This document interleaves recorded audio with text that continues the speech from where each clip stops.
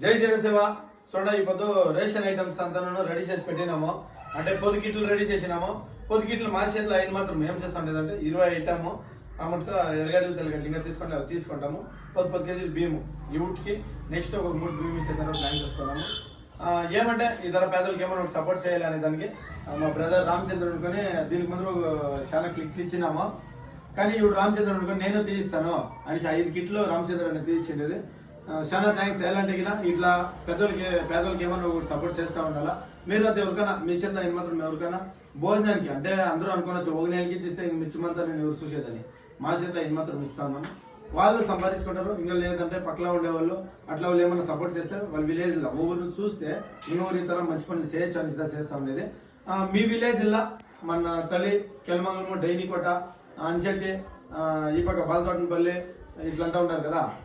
ఆడగంటను ఎవరన్నా పేదలు ఉండారు అని అట్లుంటే ఒక మెసేజ్ పెట్టండి ఆ గ్రూప్లో, లేదంటే మీ కాంటాక్ట్ నెంబరు ఉంటుంది దాంట్లో ఒక మెసేజ్ పెట్టండి. ఇతర ఉండరు మా ఊర్లో పేదలు, వాళ్ళకి ఏమన్నా సపోర్ట్ చేయండి అనేసి. మా చేతిలో కాసు దుడ్డో ఇచ్చి సపోర్ట్ చేసేంత మేము పెద్దోళ్ళు కాదు. ఇతర ఏమో మా చేతిలో మాత్రం రేషన్ ఎడ్యుకేషన్కో లేదా పేదలకి ఇల్లు లేకుండా వాళ్ళకి ఇల్లు కట్టిస్తున్నాము. ఇంకొక 6 నెలలు వేరే ఇల్లు స్టార్ట్ చేసాక వేయలేదు. ఇంత మాత్రం ఉంది.